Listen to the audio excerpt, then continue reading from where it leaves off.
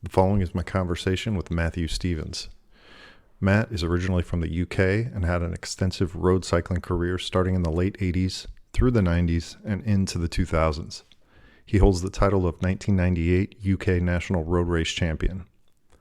Matthew is most well known for his work at the Global Cycling Network, as he was part of the core team that started the channel in 2015. In 2018, he left GCN to focus on commentary work, live events, as well as presenting and consulting for brands and retailers. Matthew's dynamic personality and engaging style is second to none. In our conversation, we dive into his origin story from early amateur racing and how he spent over 10 years with the police department before getting back into cycling industry in the 2010s. This is the Business of Cycling podcast. Matt Stevens, I am so happy to have you on today. Love following your career, love following the evolution of the activities that you've done, and it's just really nice to have someone that is living and breathing cycling from so many different aspects, from as an athlete to now as a presenter, and now all the other aspects that we'll dive into. But thank you so much for coming on today. My absolute pleasure. My absolute pleasure. Excuse me if I sound slightly jaded. I've done a lot of traveling recently and just got back from Nashville, Tennessee yesterday. So this is my first gig of the day. But no, thank you very much. It's great to be on. It's been a little while since you got in contact, and here we are. So looking forward to having a conversation. Yeah. So, and you have a podcast yourself, so it's kind of interesting to be on the other side. Hopefully I can, we can tease out and kind of give. So as you know, we talk typically about the business side of cycling, where, and in your case, and I mentioned this to you when we met at Ruler Live, I'd love to talk about, just someone that's hustling. I know, because I see you hustle, you are pushing and you are building, because to work in this business, it's not like, it's not always easy, especially now. And you have to, bring a lot of value and be agile and be dynamic. So I guess maybe let's just get started. Maybe just tell me where you're from and give people just a quick background that, you are a celebrity, but maybe we can just give people background and let them know who you are.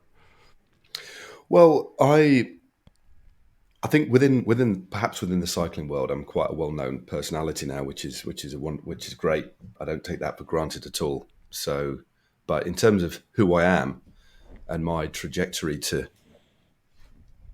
where I am, to what I'm doing now, isn't by any stretch traditional. There's no real straight line.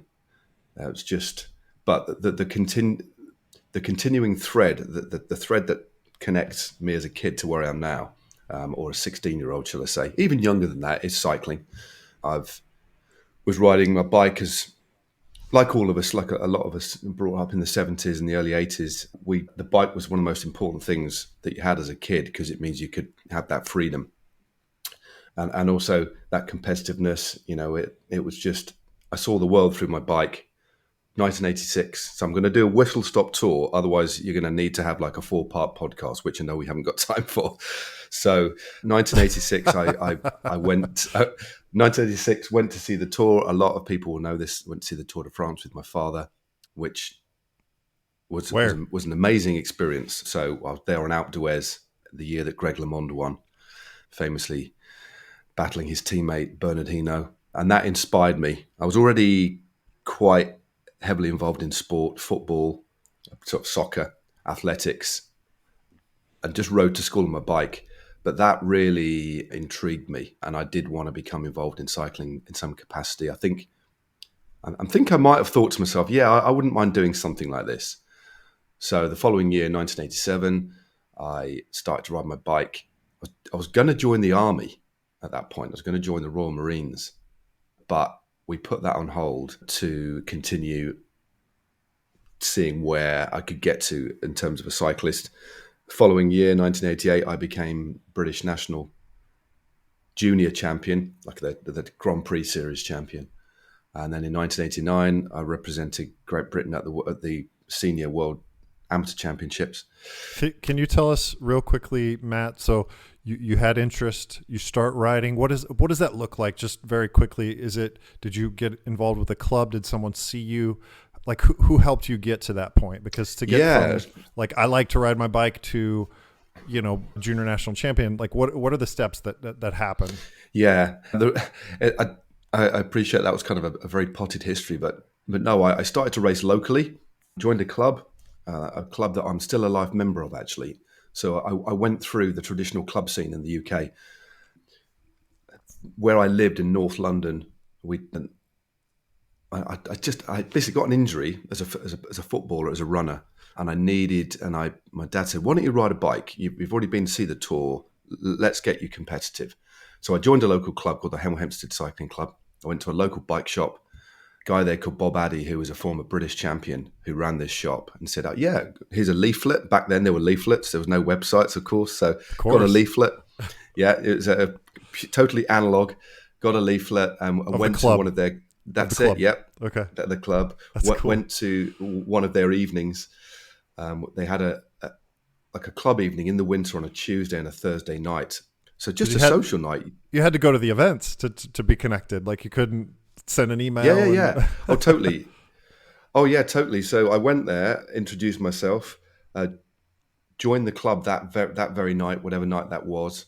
Paid my £20 a year or something, or whatever that was, 20, 30 bucks back then or something, and then made friends very, very quickly and started to race competitively. First within the club, so you had like, and the time trial scene in the UK has always been very big.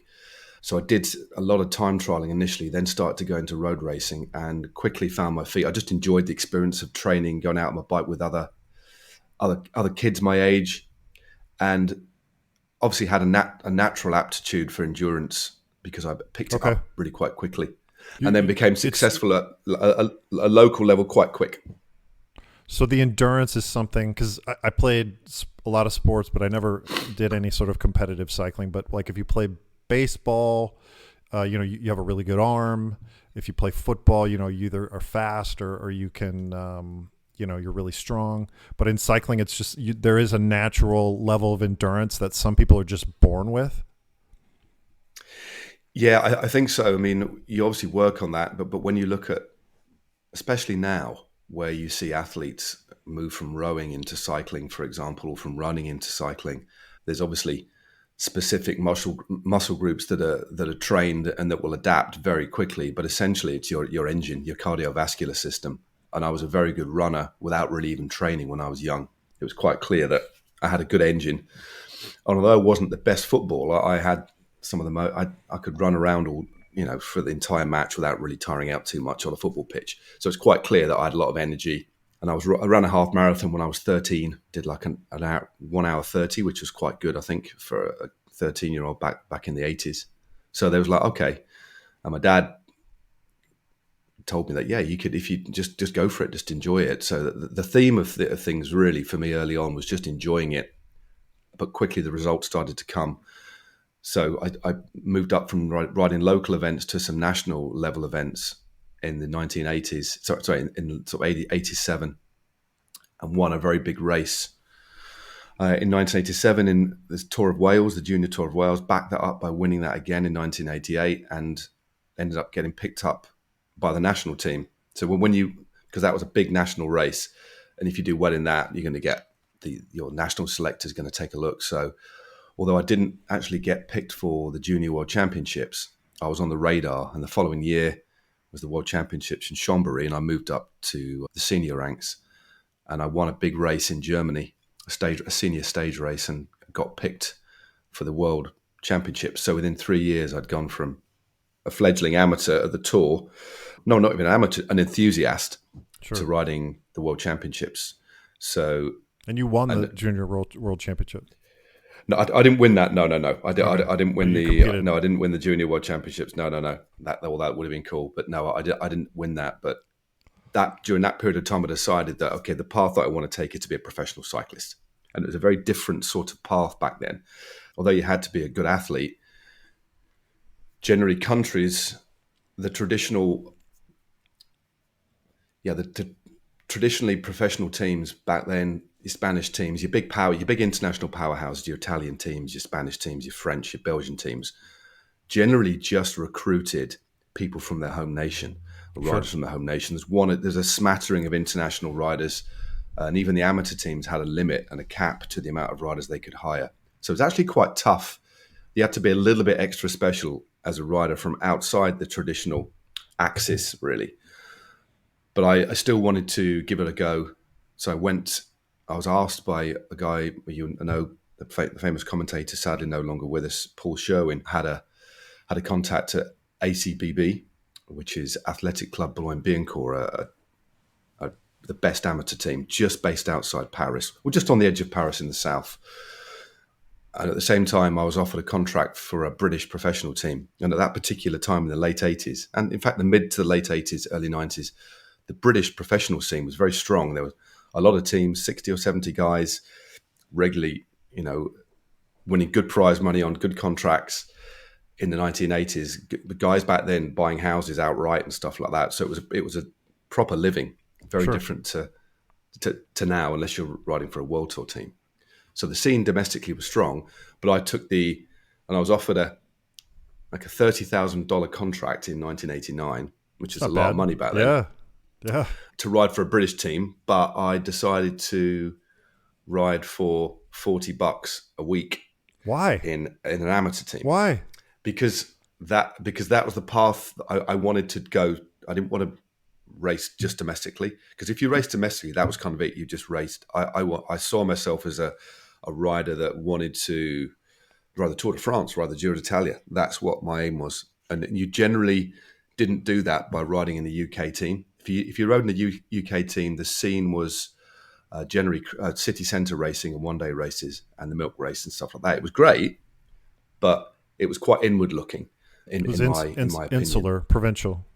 Somewhat Yeah, provincial. insular. I mean, it's great. All the guys there I had a lot of respect for. One or two made the step over, but generally the British riders just rode in the UK, occasionally went over to do one or two races, but generally they did their own thing. And it was you could have earned a healthy living, but I wanted to go and do it differently. I wanted to take the harder path. And maybe that was an indication of something in my head when I was younger, that I wanted to just go against the grain a little bit and try something that made me feel a little bit uncomfortable. I didn't want to be comfortable. Is that something that's been present in your life, you know, in other events, I imagine? Yeah, I think as we get through my story, you'll see where I've had to make some decisions that generally might have been quite unexpected ones, I guess. But they're strategically thought out, because it sounds like you had a goal. You wanted to race in the World Tour. Yeah. And you knew that your chances of doing that were much lower in a British team. Okay. Yeah. So it wasn't that you just did it because, you know, you did it with a very strategic goal in mind, and to hell with the monetary benefits. Yeah. I was willing to. Yeah, I thought I could earn a good living in the UK, but I wouldn't be internally satisfied, really. And a lot of people were saying, Matt, it's good money. And I knew it was, but I just wanted to try.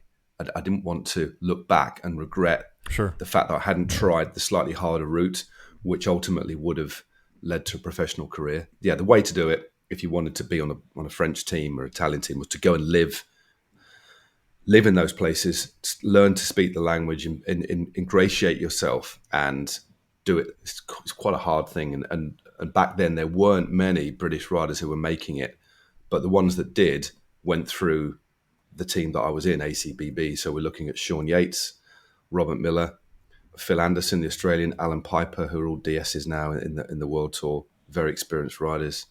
Stephen Roach, you know, went through ACBB. So I looked at that, and Paul Sherwin as well. I looked at that and thought, okay, if these guys can do it, I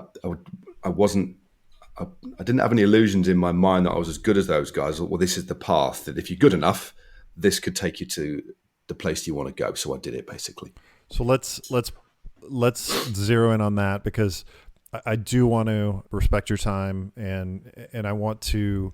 So you rode professionally, and maybe we can zip to where you stopped riding. And I know that, like we said, we could have 5 or 6 episodes here, but let's go. You rode professionally for how many years? Well, I did 3 years, so just so it's all tied together, but I'll briefly touch on it so you've got a sense of what happened. Sure. So I did three years in Paris with ACBB. Unfortunately, I didn't get the pro contract I wanted. At the end of 1992, the year I did the Olympic Games in Barcelona, the team that I was riding for, ACBB, were going to actually turn into a professional team. And so I was signed to that team. But unfortunately, as is professional cycling sometimes, it didn't happen. So I was left without a team in 1993. But I was a 23-year-old, decided that I actually needed things like a house and a steady income. But so I started to work full-time just in a department store and rode for an amateur team in the UK. For the mid part of the 90s, I got married. 1995, I got top 10 in the World Road Race Championships in Colombia as an amateur. That nearly got me a place with the US Postal Team, but that didn't happen. So I just kept persevering as we moved through the 90s. So you were working a full-time job, had a family. Yeah. But well, not that point. No, the family came later, but I was married, had a 37-hour a week job. And you were training, and you still had this in your sights. Yeah. I believed, because I'd already achieved some pretty decent results. So, all through my mid-20s, I was riding for like semi-pro teams in the UK just for a couple of grand a year, expenses really, but really enjoyed it, but was one of the best in the country despite doing a job. But I didn't see the job as a problem. I saw that as just what I needed. And also it enabled me to structure my time. And I really valued time when I was working full time. And I started to train a lot smarter, rest really well. I lived a pretty clean life, actually, all through that period. It was very disciplined because I kind of thought that I owed it to my 16-year-old self that I needed to see this through to a point where it's like, okay, we're done now. So 1998, I won the British Elite Championship, still working full time. That's against all the pros that were around at the time. Wow. Because they'd mixed them. So I got that jersey. And then I did get a contract. I got at 28, whatever, or 29, I got a stagiaire place with the Linda McCartney team, who were a UK-based team with sights on riding at the equivalent of World Tour back then. I got the gig at the end of 1999. And then 2000, I was there. I was down at the Tour Down Under, and then a few months later at the Giro d'Italia, which was amazing. But then in 2001, I was signed on, got a contract for the following year, which was good. Had the schedule laid out, and then the team folded in February, and so it literally went up in smoke.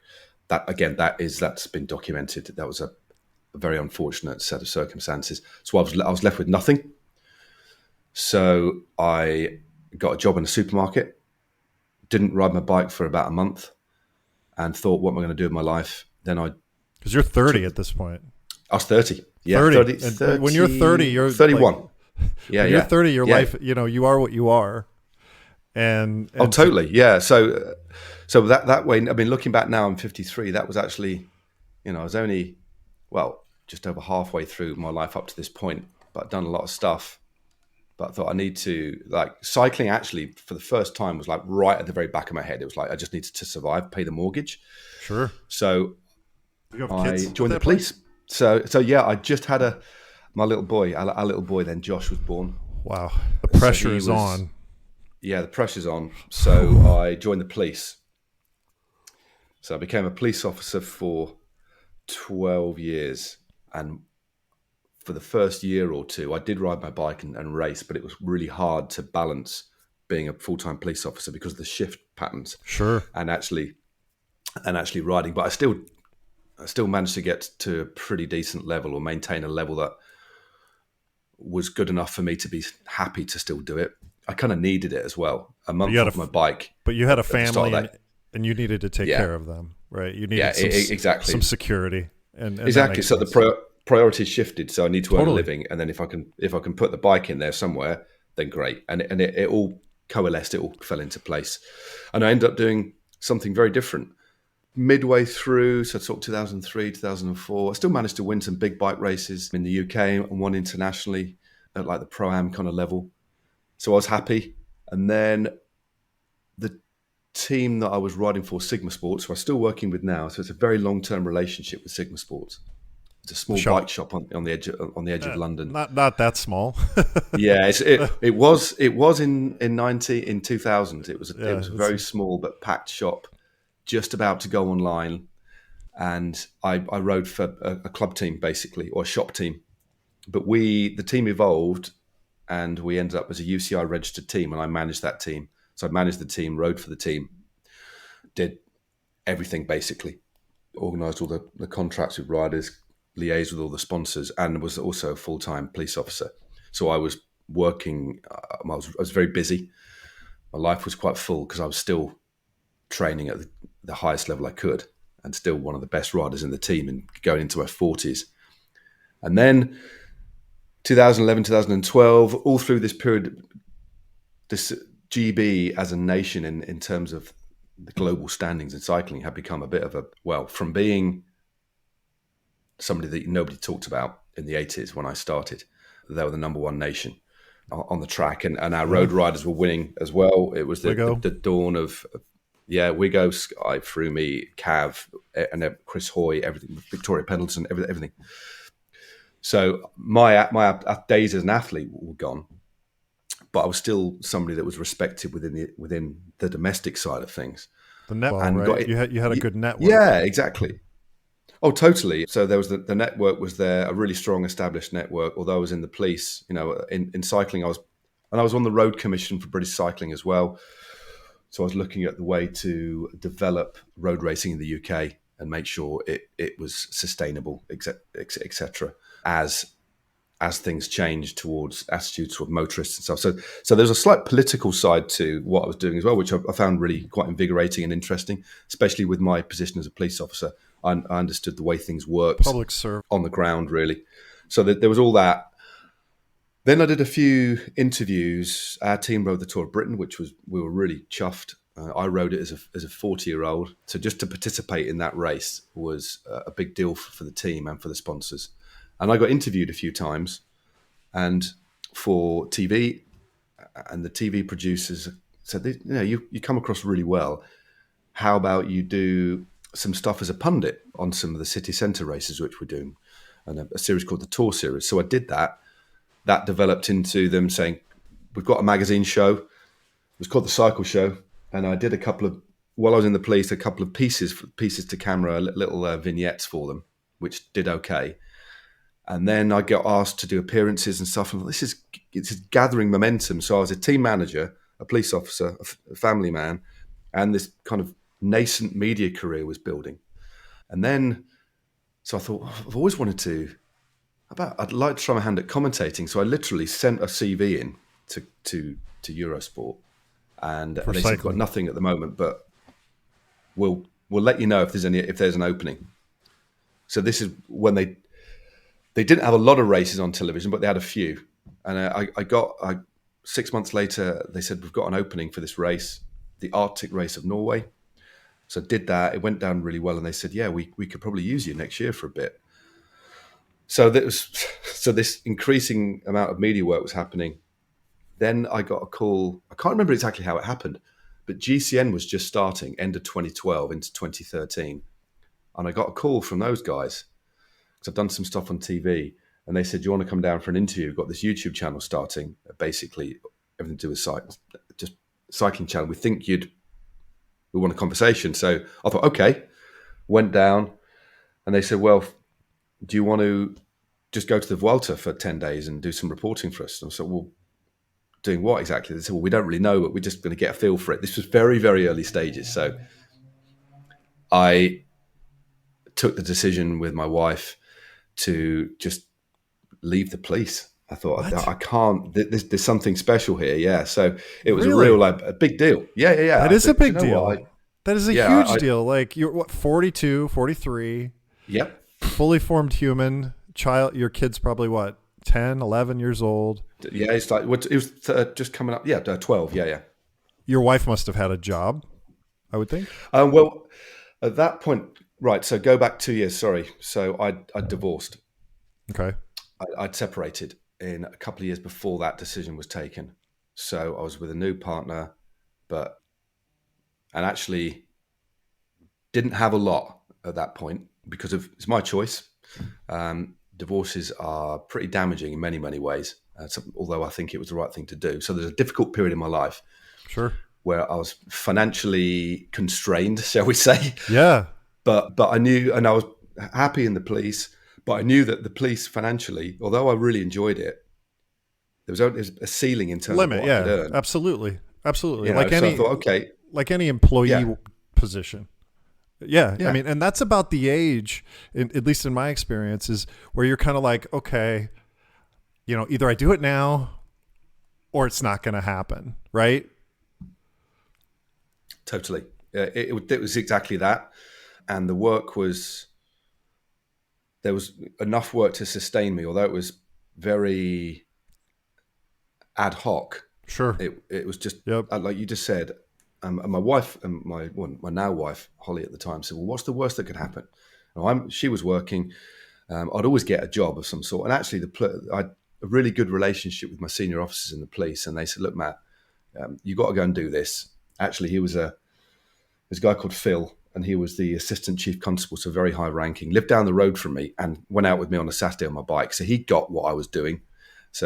And he said, "Look, for the next 5 years, if you need to come back, there's a job for you." Oh, and but that mentally helps. That mentally So, really helps.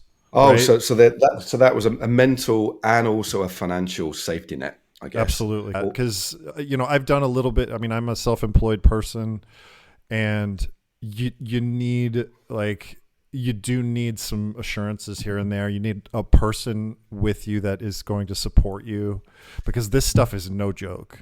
It's not a joke. No. It was a really big deal. So, but we ultimately took the decision, And and so it was you a joint went, one. so you left the police force. This is an amazing story. And you went to the Vuelta with this GCN, these clowns that you didn't know who they were. And, Well, I knew who they were, but I didn't know what we were really. It right. was so when I say cloud, that the thing about GCN is, which is amazing, really. They had this set out this vision, and it was obviously YouTube was. We all know about YouTube, but YouTube then was a very different proposition, and what they were trying to do was curate specific content that consumers could actually look at, like almost like TV. So on a Monday, so within cycling, on a Monday you'd have a certain bit of content, Tuesday, Wednesday, Thursday. So you'd have different strands of content you could revisit every week, and so it'd be organized rather than just cats falling over, that sort of stuff. This is an oversimplification. So But you saw the chapters, value. You saw the value yeah, in this project. I saw You the value believed in that, in this project. yeah, and it looked intriguing, and also we had an amazing amount of editorial freedom. So there's a guy called Simon Weir who set it all up, who came from publishing, had the vision, and went to Google. I think there was some investment as well, but basically Google would fund the channel for a year if the application was successful, or co-fund. I think it was to the tune, this is all open source, I think it was to the tune of about £1 million investment. So this wasn't like just an internet startup. I mean, there was some weight behind this thing. Yeah, there was some weight behind it, but we obviously had to deliver. So it meant creating a channel from zero. So You were there on day one? No, I joined 6 months in. So Dan Okay. Lloyd. So this was the funny thing. So a couple of years earlier, as the manager of Sigma, I had Dan Lloyd as a rider for me, Simon Richardson as a rider for me, Sure. and Tom Last. So they're all the main guys in GCN, and we all Yeah. rode in Sigma Sports. We didn't know what was going to happen 2 years down the line. I ended up going and having this interview, and I hadn't exactly lost touch with those guys, but we're just, we're in our. I was the oldest. Well, actually, Tom was in his 20s, but the other guys were in their 30s. And I landed there for this interview, and they told me who was working there, and I was like, so I knew Dan was there. So Dan's there, Tom and Simon. I thought, I know these guys inside out. We're going to get on like a house on fire Sure. again. So anyway, I went to the Vuelta, did some reporting on the ground, did my first ever GCN show, which they hadn't told me about. We'd finished the stage, and the camera guy said, "Oh, by the way, we need to record a GCN show now." And I'm like, "What?" He said, "Yeah, we've got a new show to make." And I said, "Well, where's the script?" He said, "Well, you got to make it." So he said, "Just." So I was looking at the world of cycling, sat down with a beer for half an hour, and scripted this thing in a moleskin journal, very much like this. Just wrote it out. And wrote it out, and I started it off with "Hola," the worst pronounced hello in Spanish, and then my first ever GCN show on location at the Vuelta.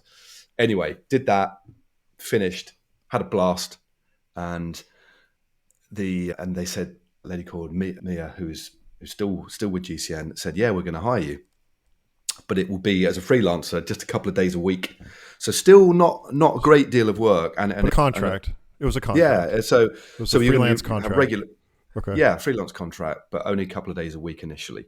But that soon picked up to kind of 3 days a week, and we were making this content. I moved house, so I was renting at the time in Yorkshire. Moved down to Bath, or just outside Bath, where GCN is still based. Sure. And it was so we'd go and do shoots, but then certain days a week we'd actually be physically in the office planning and writing scripts for the content that we were putting out. At that point, 1 video a day. And then during the grand tours, we're putting out 2 or 3 videos a day. And was it just a nobody really had roles? It was just we need to get this done. Let's just get it done. Well, we had 3 of us writing, or 4 of us actually: Tom, me, Simon, and Dan. And then we had a producer called Mike, who's still with GCN, an amazing guy, and he'd come from television and was a friend of Simon Weir's, who set the whole thing up. They'd been to university, been in college together. And Mike was the driving force. So he didn't write any of the scripts, but he would come up with some ideas like, okay, let's do a video about how to change gear. That's a thing. Do that. So essentially what it was sitting down and looking at what cycling is and breaking it down into all its constituent parts. So basically everything that you see now on social media and YouTube and stuff, we were doing 10 years ago. Nobody else did it. So we're breaking down the component parts and putting it out there as strands. So we did tech stuff, bike reviews, not so much bike reviews, but that's a slightly separate thing because we weren't sponsored at that particular point. But basically we were riding our own bikes. I bought one of my team bikes for $3,500 so I could ride it in the videos, because I'd just kind of retired then from racing itself. Or actually 2 years before I retired from racing. So bought back an old team bike, rode those in the videos. And then we were just going to races, going to events, making content that we hoped would be seen. And it took a bit of time to get traction. So we'd go to a big race to speak to a team, for example, and say, "Can we film your bike? We're from a YouTube channel." They're like, "Well, who are you? We don't know who you are. Why would we want to do that?" So for the first year, we didn't have a lot of stuff to show people. So it took a few months. So here's our content, which was getting, a reasonable amount of traction. Was it growing? I mean, it was growing. It was growing. You could feel it was growing fast. You could feel the momentum. So you felt good about the project. Yeah, we felt good. We were having a lot of fun. We were working really hard. There were long days, but we were a small team. We were agile. We were driven, and we were having a lot of fun. And it's punk rock. Making stuff. Sounds like punk rock to me. And we were making stuff quite quickly, so we didn't ever overthink stuff. We were super professional about what we wanted, but we were taking a few risks. Some of the content was quite loose. We knew that we wanted to. And as we went through a few months, we soon found out between the 4 of us, in terms of the presenters, what we were good at in terms of presenting styles, and also the content within cycling that we would. So, for example, the tech stuff, Simon was a little bit better at, and Dan. The racing stuff, it was more me. Interviewing riders was more me, and we wanted a bit of a sense of comedy running through the stuff as well, because we had such a laugh. We thought we need to channel this. Yes. Cycling is so brutally hard and quite dry, but Sure. if you shoot the content through with a lightness of touch. So that's where I came in. Everybody brought something to the table, but my particular contribution was more humor than anything tangible in terms Yeah. of specialism. Your dry style. Yeah, but I could be, I hosted quite a lot of our training videos on the turbo training, which we did because I could, although I wasn't a coach, I think I'm a reasonable motivator. So I was quite good at that side of things. So we all equally did what we did.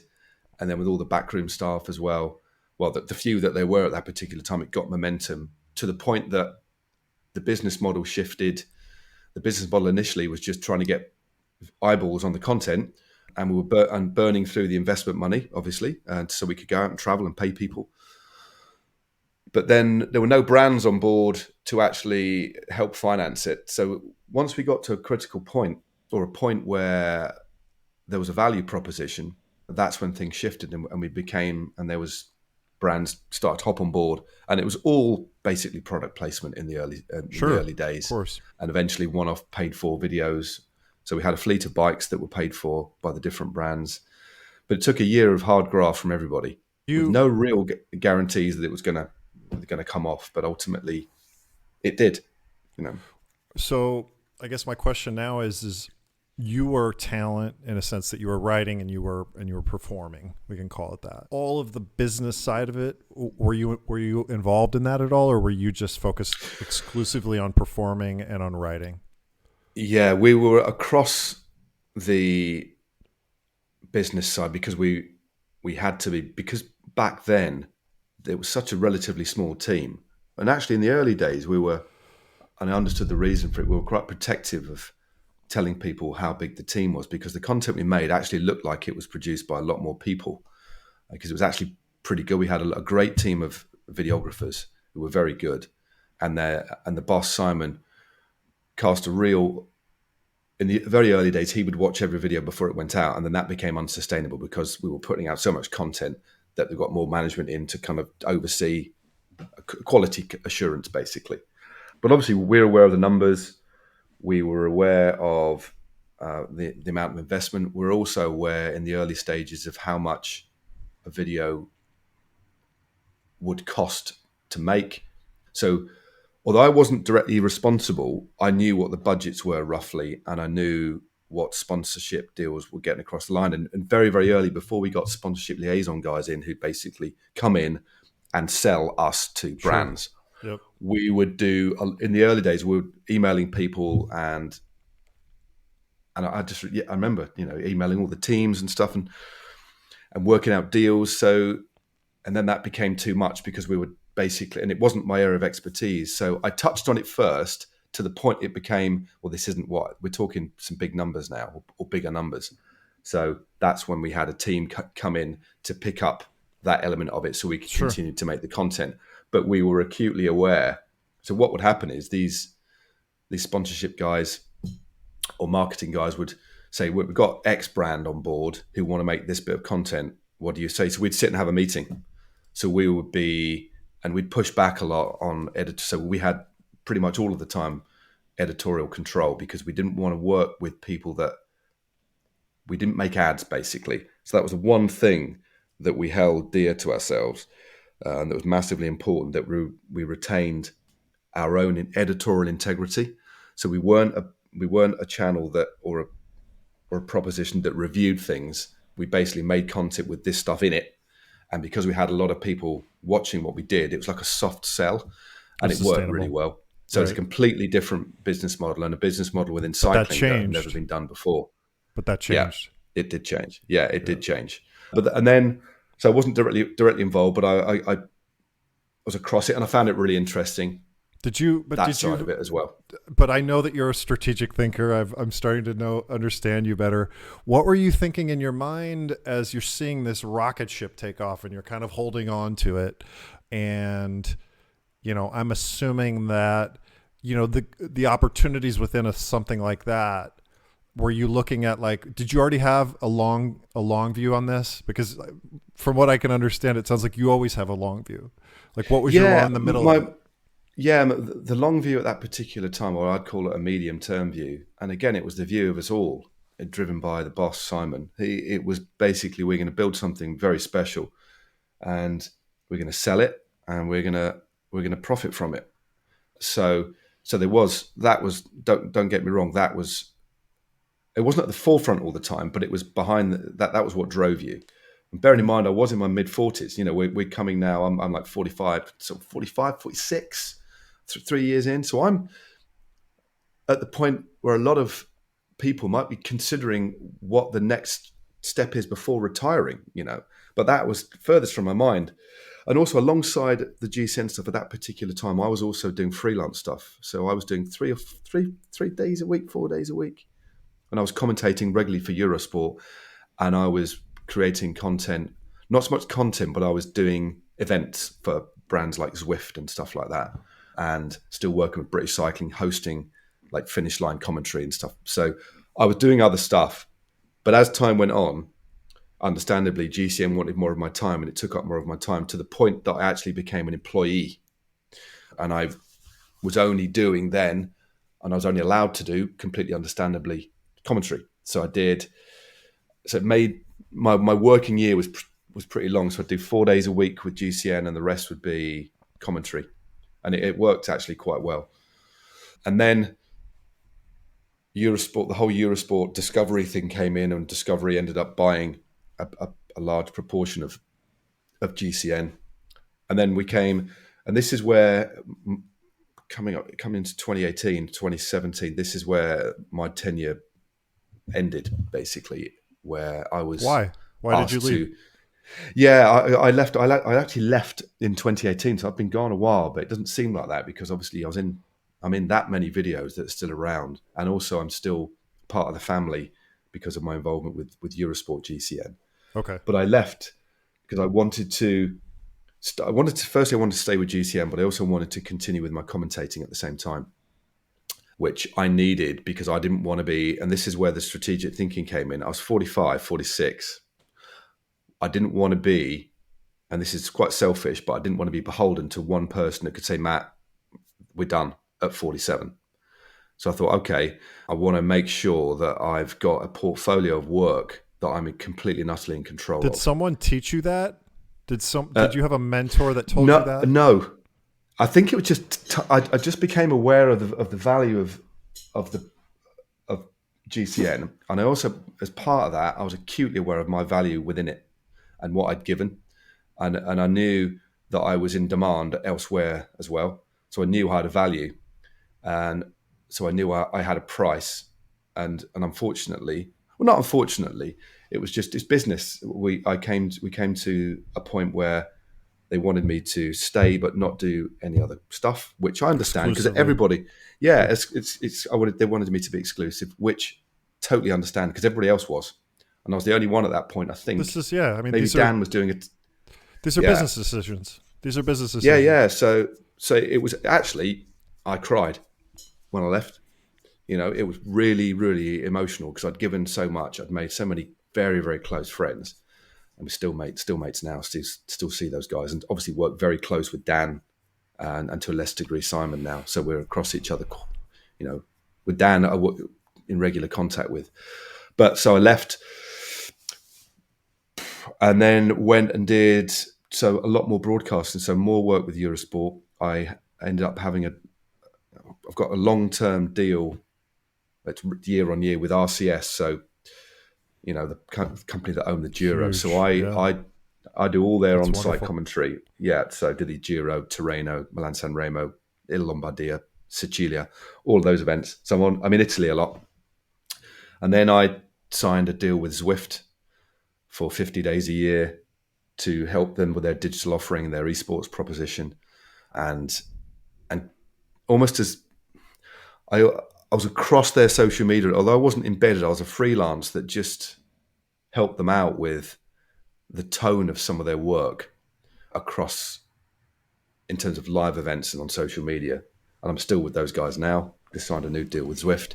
So you've got three, sorry to interrupt, you've got three main at this time, or maybe even now, but you've got four or five now. 4 or 5 now. So, but that for you as a professional, but also as a human being, this gives you more security in terms of, you know, being able to have more durability because at the end of the day, you're a self-employed contractor, And to do that, you have to have some durability by spreading things out. Because if there's issues here or there, that's sort of the way you're thinking about it.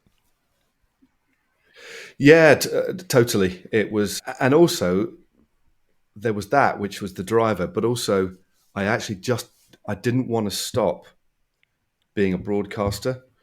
I was I'm a pretty half decent commentator, and I didn't want to stop doing that at my age. And I thought the YouTube stuff could continue for a while, but I Not didn't really forever want to though. work. Not Not forever forever. though. Not Like no, because I mean, no, once you're a little older, I don't think. I mean, let's be honest. Like no. And there's a lot of young pros coming through, and there's a lot of now the landscape has shifted. Like most World Tour pros now, anybody with a semi-high profile or high profile, you can see it in the content they're making. The next step for them is to be an ambassador for somebody and make content because it's all about content. But we were content at the very but I you also guys knew were that. the genesis of it. You really were, and Yeah. and I don't think I want to zero in on this because this touches everything that is happening in media now. In that the media that we consume as people, it used to be television and it used to be newspaper and it used to be magazines, and this was not that long ago. This was 15 years ago, 10 years ago. Yeah. Now we consume, all of us, we have our phones, maybe some Netflix and whatnot, but we have our phones and we are consuming much smaller bits of content on a day-to-day basis. That shift has happened, and it's been monumentally huge to everybody, to anybody that is, that is in business, that's advertising, that creates. So you guys were sort of at the genesis of that, in a sense that online content, very hyper-specific, positioned vertically in the cycling business, and then diving into specific topics, which it feels to me that it's that way, but it's gotten even smaller. And I almost feel like the longer form content of GCN is maybe a little bit not behind, but things have kind of moved past it a bit to where it's even smaller into like 2 and 3 minute bits. Yeah. And there's so we're looking at now. Well, it's 2024, isn't it? So we're like 11 years into the GCN journey. I'm just making sure the light's not. That's it. Just change that. The light's coming across. Yeah. The way we consume content has shifted and changed. So there was that, and I've been across that, and that's why I think I've managed to continue to work with different brands, because I offer something. Not to say there's brands haven't got their own level of expertise, but what I think I offer, before we move on to the business side of it, is something a little bit more human. And I think through my, not I think, I know through my 12 years in the cops, especially the final 6 years where I worked with very vulnerable people. I worked, as many people know, I worked in the family unit, which was basically child protection, historical sexual abuse allegations, and very tonally different than cycling. But what I learned there was how to communicate, and the unspoken element of communication, the long pauses, listening, eye contact, and that elements of that human side of gaining trust have kind of been diffused into who I already was. And you're seeing it now present in what I do when I interview people, and when I, not so much when I commentate, it's different because it's play by play, but I hope I do get across the kind of joy, the complexity, the jeopardy in a way that isn't fake. This is me that you're hearing, when I commentate and when I interview people, speak to people. Don't like to use the word interview quite as much, but when I have conversations with people, I really try and make sure that they're as relaxed as they can be, so we get the most out of them. And I learned all that in the police, because if you didn't, you wouldn't be able to gather evidence, you wouldn't gain trust from the most vulnerable people to some of the most despicable, manipulative people. And when you have that, and that's a real transferable skill set to bring into media, but you wouldn't really notice it. It's just what I kind of do. And I think I understand what most people would look at in terms of an ad and just like, I don't get this. Well, can we talk? Can we talk so, about that now? Because what you're hitting on is that basically media has changed in such a way to where it's was, one dimensional, one way. It's like, I'm going to project, you're going to listen, and you don't have a choice, right? I'm just going to push out what's out there, and people are just going to sit and they're going to hear it and they're going to listen to it. That has changed in a big way, in a sense that these systems, and I'm going to get kind of technical here, but these systems have gotten to the point where they're able to propose content in such a way that they're recommending content that is the most engaging and the most entertaining. Okay, so that what that means is that you're not, if you're specialized and you have 500,000 followers or 1 million followers, it doesn't necessarily mean that when you push out your content that people are going to see it. And so what brands have to do, and I think you and I are in this, like, where we also consult and where you have to have content that is authentic and authoritative. Those are the two big pieces of it. And to do that, it's a big shift compared to the way things were in the past. And it sounds like, from what you're saying, is that's where you're finding success, is that if you can tell a story and push out content that is engaging, then it's going to get traction, because the systems are just built to where if you make something that is good and engaging and honest, that people enjoy, the systems are just built to propagate it. And I know I really went into some technical stuff here, but I wanted to tie that. I wanted to tie that into what you're talking about, and this is why TikTok is winning, and this is why. And if you look at, I hear all these brands saying, my likes are down. Well, what is your strategy? Well, we take our pictures for our catalog and then we post them on Instagram. I'm like, you guys have been doing that for 10 years. Like, things have changed.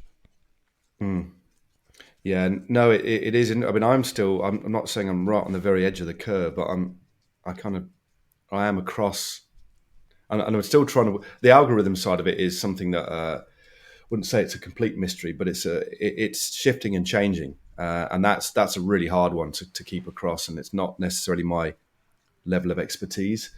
But through that, it's still, what it will favor is stuff that is genuine, and people, and once somebody interacts with a piece of content, then the algorithm, it just goes, isn't it? So if you've got, you need the right sort of content in the first place for the algorithm to take hold of. I think the word used to be more organic sort of content, didn't it? Where it's actually shared. And if it's shared as well as the algorithm picks up, that's when it takes off. So, yeah. So there's that. There's what I kind of offer in terms of what I put out, which I hope is engaging and fun, informative, exactly what you were saying. I don't take myself too seriously, but I can when I need to. And so there's always that. I've always got that. So I know myself really well. I'm also constantly interested in change, which I like the counterintuitive. I've started to, during lockdown, I became interested in 2 different subjects outside of cycling: art and economics. So I'm teaching myself about what money is, apex assets, stuff like that. So the whole, what is money in this kind of fiat world is something that we're going off on a right tangent, but what that links into is how hard I've worked over time, and I kind of want to protect my value proposition in a modern world, and that's ultimately about reinventing yourself, making sure you're relevant, but making sure you don't lose the integrity of what you're about, but also understanding how much value you offer financially as well, and how to protect that in terms of being relatively agile. So I have 5 brands that I work with, basically. So if 1 or 2 said, Matt, thank you, it's been great, I'll be okay. And at my time of life now, so I'm 53, 54 in a few weeks, I also want to be in a place where I can continue to work, because I actually love working. I really like being busy. So it's not as if I want to retire in a few years and I want to just have a nice pension. I actually want to work for as long as I possibly can and be relevant within the world that I'm in, within the cycling world, and constantly be relevant. So you do need to adapt and change, and that's the challenge, is just making sure that I'm still relevant. And in doing that, you've got to be able to shift and change, work with different brands if you need to, help brands change within themselves as well as providing stuff to an audience whose appetite is constantly shifting and whose attention span is shifting as well. It's ebbing and flowing all the time, you know.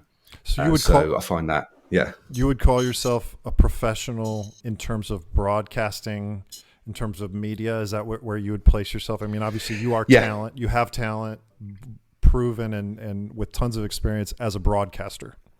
Yep. That's one piece of the puzzle. The other piece, as you said, was the work that you did at GCN to understand what it means to make content, to make good content that's with integrity and creative. And so you're also doing that as you consult and you advise in that realm as well. Yeah. So and present. So I do that with Sigma. So I make content for those guys. We've got a couple of. I don't know when this is going out, but we've got a couple more videos that will be dropped. Apart from my cafe ride series that are coming out in the next, both before Christmas. So they're with really big stars. So I continue to do that in my podcast series. I do the similar stuff with Zwift.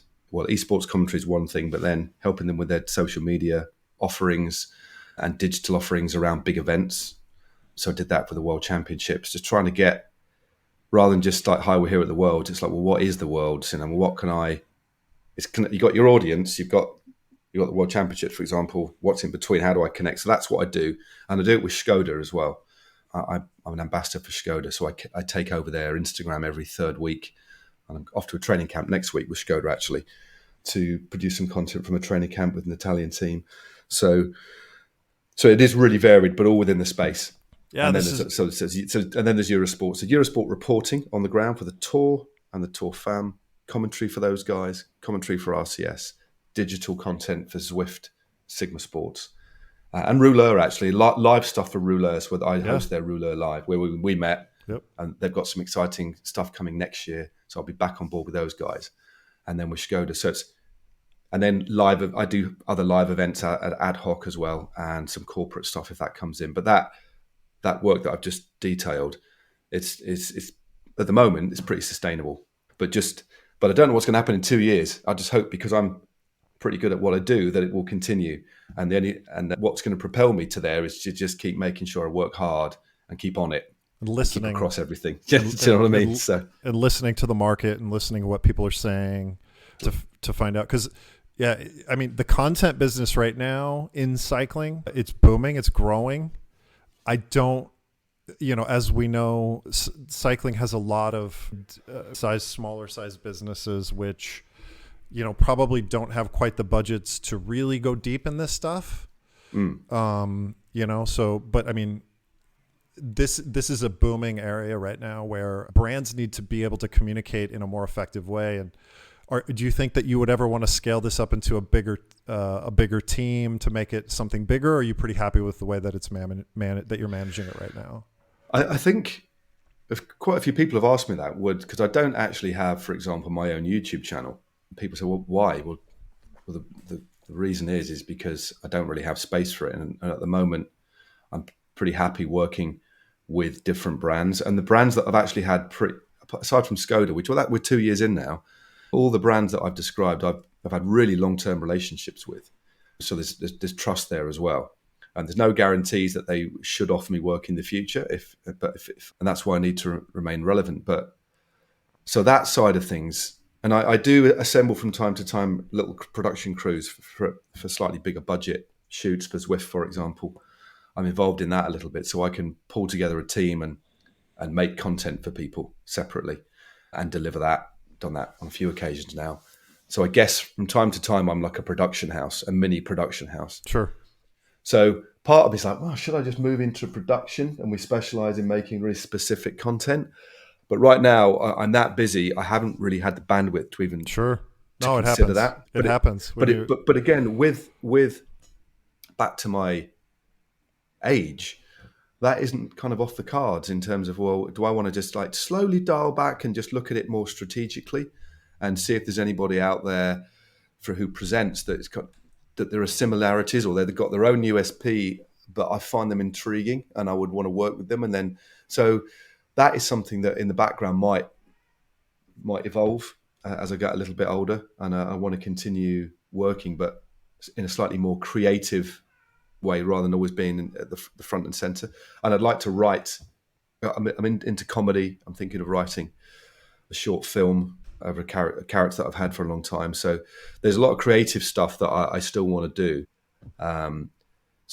But I don't know when I'm going to do it. It just depends on how the next couple. So it probably won't be next year, but I think 2025, 26 might end up looking a little bit more creative, I think, rather than just like going from job to job to job, and just getting it across the line. So we'll see. But I'm not complaining, Wyatt. I'm not complaining. No, this has been amazing. We're coming up on an hour, Matt. I would like to formally invite you to come back and talk exclusively about media, and maybe we can talk about. I would love to do a deep dive on the state of media in cycling, because this is your expertise, and we can kind of see, with TikTok and Instagram and that kind of thing. I think that would be a lot of fun, because it felt like we just scratched the surface on some of this stuff today. It did. I mean, that's the thing, because we did, again, when you've been around a bit, Wyatt, there's a lot of holes to fill, and I always have to. When you ask me where I began, I always feel that I need to bring you up to date, so people who are listening at least have got a sense of this part of it. And even when you just scratch the surface, hopefully it's given people who are going to listen to this a little bit of a sense of my journey anyway. But as you say, there's like where we are now is enormously interesting, ever moving. There are a lot of challenges within there, especially given the downturn we've had. And there'll be an uptick, as we know, everything's cyclical. We come off the back of several black swan events all at once, and the industry has never seen anything like it. And within that, we've all got to find our place, really. And that in itself is an interesting topic. So I'm happy. I'd be more than happy to come on again when you'll have me in the new year at some point. So to talk about that, yeah. I appreciate it. Where can people find you if they want to come and see you and learn about you? So I've got an Instagram account at Real Stevens.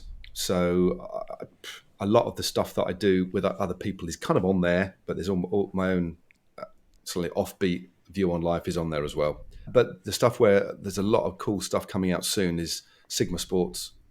So if you go onto Sigma Sports YouTube channel, I've got a lot of videos on there, and there's some more videos coming on, and there's links there to my podcast. And then at We Love Cycling as well is where I do my Skoda stuff, and that's quite regular stuff. That goes behind the scenes every 3 weeks in my life, and that's quite a nice little inside track on what I do with those guys. So that's and then of course Swift, and you hear me on Eurosport. So well, thank you, Matt. It was amazing talking to you today, and Merry Christmas. Thank you very much indeed. Hopefully I'll be catching up with you soon. Have a great festive period. Okay, bye-bye.